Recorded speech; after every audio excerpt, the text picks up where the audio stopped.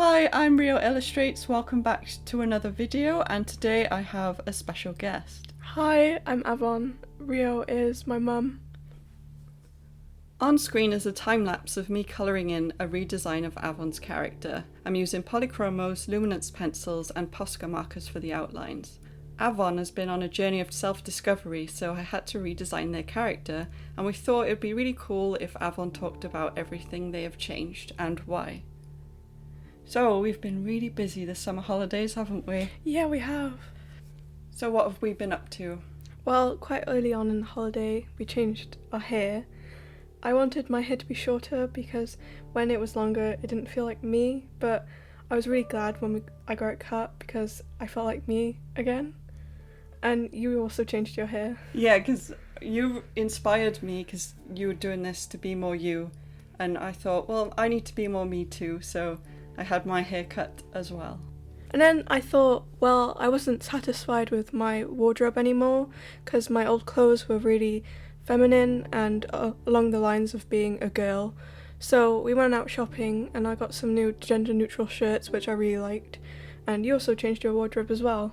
Yeah, and mine was also a necessity because I've gained weight because I'm trying to be more healthy. So it's really important to, like, when you're going through that to, like, clothes are a massive part of your identity. They are. So I think it's really important to update everything and keep it fresh. Yeah, it can change you a lot just based on your clothes because other people start to see you that way as well. So if you change your clothes to neutral, people start to notice it and maybe like question as well, like maybe I should consider this person in a different light. So it makes everything seem like more friendly, I guess. Yeah, because you're showing your personality as well through your clothes. Like, your clothes can make you feel less confined and to the gender norm, so you can be you and everyone can see you as well. Yeah. I also got my glasses changed because I really wanted to like reinvent myself and change who I was completely, because the person I was before wasn't me, so I got my glasses changed to be more gender fluid, so they're blue instead of like purple and pink, so that was good. Yeah, they look really nice too. I can't stop looking at you with them on. They look really nice. Thank you. Oh, also, we changed your room, didn't we? Yeah, we did. So it's now really teal. There's no pink in there. Yeah, no more pink. And it looks really grown up too, doesn't it? Yeah, it's more me now. So you have your own space, your own clothes, your own hair, and your own glasses. Yeah.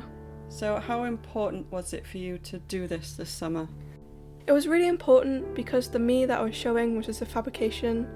So by being me and changing my clothes and my hair, I felt comfortable being me and I was just happier in general.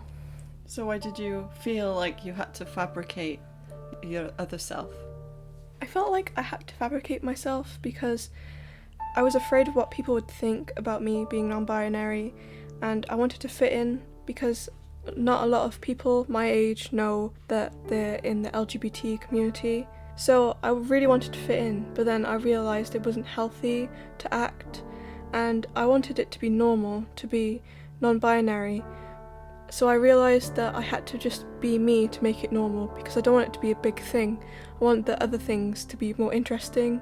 So like, I wanted it to be a really small part of me, but something also really important. Yeah, because it is. There's so many interesting things about you, like how intelligent you are and your hobbies and everything you love and are passionate about and how you love human rights. It's a part of you, a valid part of you, but it's also like not a big deal because it's normal. I wanted people to focus on that. So, but like, people don't.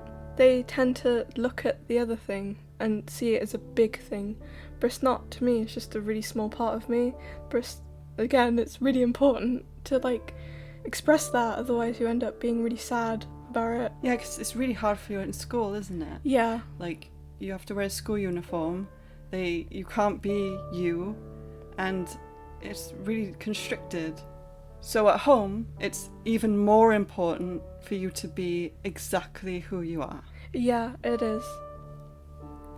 As Avon's parent, I've always raised them to be exactly who they are meant to be. There's nothing that Avon could tell me that would make me love them less, because that's not what unconditional love is. Like, I love them for exactly who they are, and it's important to me that they are them. Oh. Why has that been important for you? It's nice having support, like being you and growing up, knowing who I am, because without that support, kids don't find themselves until they're much later on, so like 20 or 30. But knowing it now and having support now, I get to know me and grow up being comfortable with me. So I like the idea of it. I'm not questioning myself because I already know who I am, and it's nice having the support to grow up and encourage that by buying new clothes and cutting my hair. And you think that's important for your friends to have too, don't you? Yeah, because I see other kids who have grown up with the ideology of their parents, so they don't know how to think for themselves, and it feels pretty like Well, yeah, you come home sad, yeah, don't you? it's saddening that they don't know who they are yet, and they're still carrying on the ideas of their parents, and I just wish that they could be them and have the support that they needed, because they might be LGBT too, and they would have no idea because they haven't been exposed to the information that they need to make a decision about who they are. And some of them have even been told that that's wrong, when it's a completely normal thing. It is a completely normal thing, but by parents pushing these ideas into their kids, it creates hate, and people start questioning themselves and not wanting to be themselves, and doing what I was doing by making this fake persona that they have to act out for like ages. Yeah. But if they had time and the information and the support they needed to make and form their own ideas, then there wouldn't be so much hate, and people could be themselves and they could just express themselves properly. Yeah, because you've been allowed to have completely different views to me. Like when you were vegetarian and I'm not. Yeah. And, you know, I've let you decide for yourself your own morals and realise those, because I realise that you are a separate person to me, and I think that's important that parents do that with their children, because then their children grow up not being scared of telling their parents things. Like, you're not scared of telling me anything, really, are you? No. But the hate created by parents doing that is making people really uncomfortable being themselves, and it's making it being like LGBT a huge thing when it doesn't have to be. No, it doesn't have to be. It just has huge impacts by what people do. So if people don't change the way they perceive it, the bigger it's going to become and the more problematic the issue. Of course, if they're hearing homophobic things as well at home, they're likely to repeat it in school, and then that causes another problem for other kids that are LGBT, and they feel like they can't say anything because they don't feel safe. Yeah, like at first, because of like what people were saying, I was really scared to like admit it to myself, even, because I didn't want to be different. I wanted to be like everyone else, because every kid wants to be like everyone else. But as soon as I like admitted to myself that yes, you are LGBT and non-binary, then I understood that yeah, I can be myself and I can actually be happy. And I've noticed a big change in you since you've decided for yourself, I want to be me now.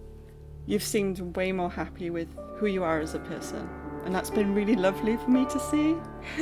I've really enjoyed the summer holidays and really enjoyed helping you realise yourself.